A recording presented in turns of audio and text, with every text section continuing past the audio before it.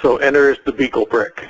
And the BeagleBrick is my attempt as an industrial designer to kind of bring all these things together, put them in a nice kind of commercial-looking product. And if you notice the screenshot, that is a live contact that was made on the Beagle board with the Small Wonder Labs PSK. And that was made to Warner Robins, Georgia, 615 miles on about 1.5 watts. So the working part of it is working. Next slide, please. So the BeagleBrick will allow people to have the ham radio software as well as a full-blown Linux operating system resident in the package. Of course, it has an iambic key, and the keyer is in the software, along with all of the things that the Beagle board has.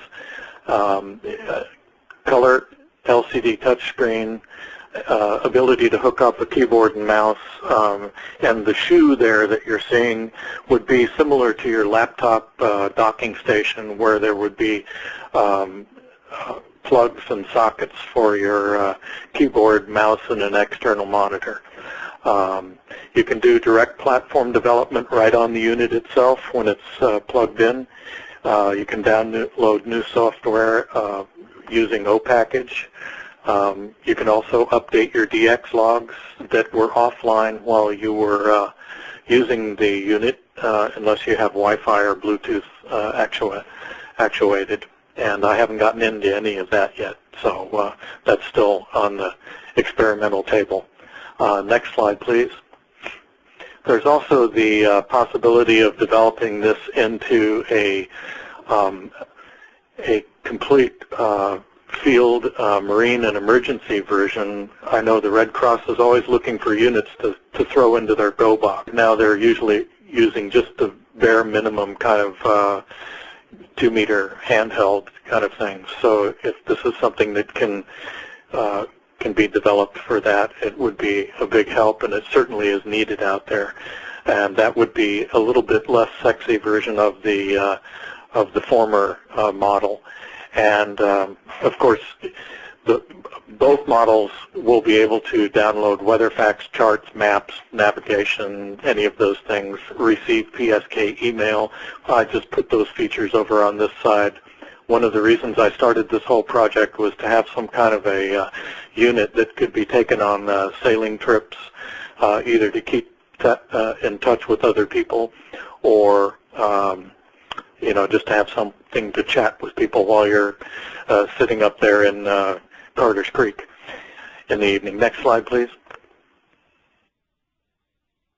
So the main BeagleBrick objectives are to offer an inexpensive and easily approachable entry for hams to get involved with SDR, to have everything brought basically to the same point, and have quite a lot of the back-end work done so that they can experiment with things that have more to do with ham radio.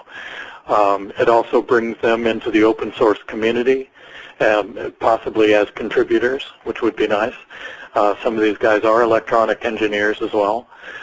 It'll also act as an affordable education device for not only ham radio, but getting kids into the idea of you know, hacking hardware as well as software, which is a really fun thing. And with all the robotics things going on out there, I think the Beagle board is going to be a big factor in the robotics world as well.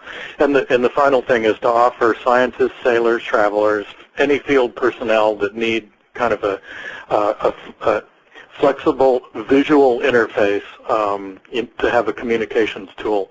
So those are some possibilities out there, conceptual ones at this point. And the other thing is just to have a lot of fun, which I have with this project. Next slide. So right now we have DTSP, GNU radio, SDR shell, which has still got some problems, and those are you can basically hook up any receiver, even audio, like my old NC300 tube version, and decode any packet radio through the Beagle board using FL-Digi. And it'll decode it right back into text. It's pretty cool if you haven't tried it. All you need is an audio plug. The rig candidates that are out there are the Small Wonder Labs and the Soft Rock series right now. We're working on more of those. Next slide. Here are some links to all of these things that have been put together, and this will be updated on my site and any other sites. I'd like to try to bring all this together so people don't have to go through all the things that I did to learn how to do everything. And everybody's been great at helping, and I would like to help them out in return by trying to organize some of this. And last slide. I think that's the end. Any questions? Go back and. Hello? Yeah. So most of our popular SDR software is Windows-based, like Rocky, WinRAD, Power SDR, etc. Yeah. How do we get those authors in ARM? I have written to them, and I have not as yet gotten any response. I don't know, if they're just not there, or they're thinking about it. But those are some ongoing investigations that I'm doing. I would really love to see it. And as far as I understand it, and correct me if I'm wrong, if these have been done in C, there shouldn't be any problem bringing them over to Linux, and I don't know if they have to go through any other flavor of Linux before they get to Angstrom. I'd like to know that myself, just so I can tell these guys. But I know there's also one called True RTTY, which is really a great program, but that's commercial and costs money. But I think they might see the advantage of having this community work with their software as well. There was also the question of where can this be purchased, the BeagleBrick?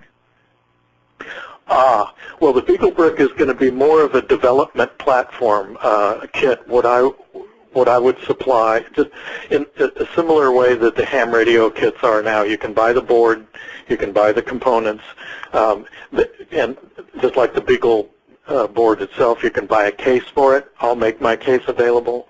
I'm not really selling anything. I would like to create the SD cards for ham radio people, so they don't have to go through, bit baking and all of that kind of thing. They're probably not going to want to do that. So I will make a fully developed SD card available that they can then update after that. That's not very hard. So the parts will be available for the as soon as we get spec'd and everything. Those will be available just through whatever distributors there are, but they'll all be collected on my site. So we're not really at this point thinking of selling a finished product. It'll be something that is more of a kit product. This is Bob. May I make a comment? Sure. Okay. So as you've already noted, DTTSD is cross-platform. Power SDR is about to be go the way of the dodo and be replaced by completely cross-platform, open development tool-based GUI, and again, it'll run on top of DTTSD.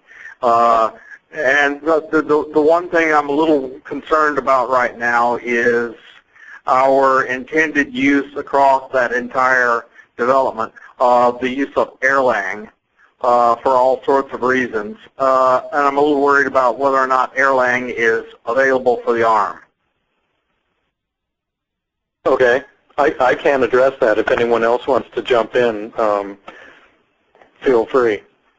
As many of you know, I'm an industrial designer and I have a Linux background, but when we get into some of these more erudite subjects, I will defer to the experts. So Cohen on the IRC channel says that Erlang is available. Terrific. That's great news. It's going to be really, really neat to be able to just automatically have discovery of capabilities and remoted distributed operation. The Beagle with its excellent graphics and some digital signal processing capabilities is going to be a very useful thing. I think people will like what the replacement for Power SDR and the new replacement for DTTSP will look like. Anyway, sorry. Thanks for allowing me to interrupt. So we'll be following up on the IRC channel, and I'll try to summarize any of the questions that didn't get answered. We can put those out on the mailing list to continue this discussion. But for now,